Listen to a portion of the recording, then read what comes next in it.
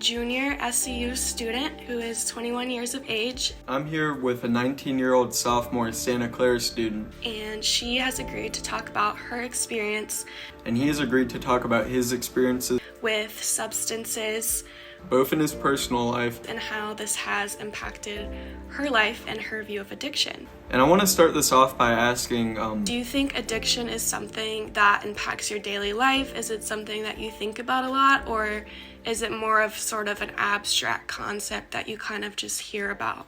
I am fortunate enough that I don't have family members or myself with any addictions, and I realize that that's a privilege, and I still think it's important to understand it and look for signs of it so I can recognize it in people that are close to me, but I'm lucky enough that it is not a part of my daily life. I guess I've been pretty lucky with a family that doesn't really use a ton of drugs. Alcohol is definitely a thing, as it is in most families, but my family doesn't have any problems that I know of. There are people who drink a lot, but most of it is just recreational, and I think that in my life they've been a good example for how to use substances. Just use them as a recreational thing, with other people, with family members, with friends, as like a social lubricant. Yeah. And then also for drugs, that they've been a good example just by not getting into any hard stuff. And I would like to ask, to what extent have you witnessed addiction play out in your social life at Santa Clara or in college in general?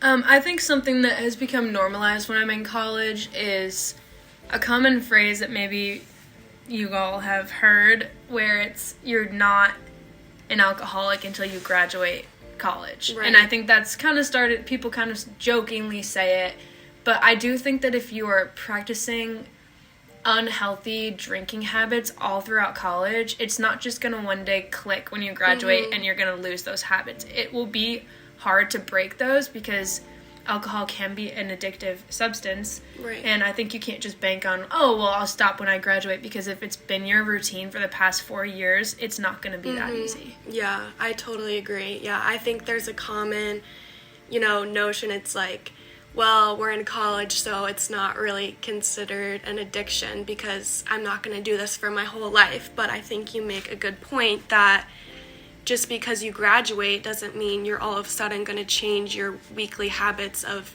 whatever it is, drinking on the weekends. And if that's what you're used to, it's often very hard to switch that sort of lifestyle if that's what you are trying to do after graduation. So I think that's a good point. I wouldn't say I've seen any, major addictions, but I think we all have our vices. I've seen people who, definitely use a lot of alcohol or marijuana or nicotine or anything. But that's, I differentiate those from, harder substances. And I also differentiate, doing that stuff a lot in college from the rest of your life, although it can be hard for people to stop. I do think it's a different scenario, drinking with your housemates or your buddies in college versus, drinking alone in your apartment, after post-college. Yeah, I think also nicotine, whether it be e-cigarettes or I know they have tobacco, but not tobacco, like a Zyn or cigarettes. I think that especially with vaping, it is very common, almost like you can bank on probably 3 out of 5 people in a party setting having one on them. And I think that that's something where a lot of people say, I'll just quit when I go home for summer. But then, when you're surrounded by so many college students with it, it becomes really hard for people to break that and could potentially make it hard for them to quit. Again, like we talked about, you're not addicted till you graduate college. Right. Something like that. But I think the one with the biggest risk, and I think this is maybe somewhat controversial, but I do think that there's definitely a perception surrounding weed. I know I've talked about this a lot so far, but I think there's definitely a perception surrounding it that it's not as harmful as it might turn out to be in the future, especially because I think a lot of people use it a lot, and I think that it's a lot stronger than it has been, in the past where these perceptions are coming from. So I think that substance could definitely turn out to have a lot of negative consequences in the future. All right, great. And this has been our podcast on college students' perception of addiction within their own life and within their social groups. Thank you.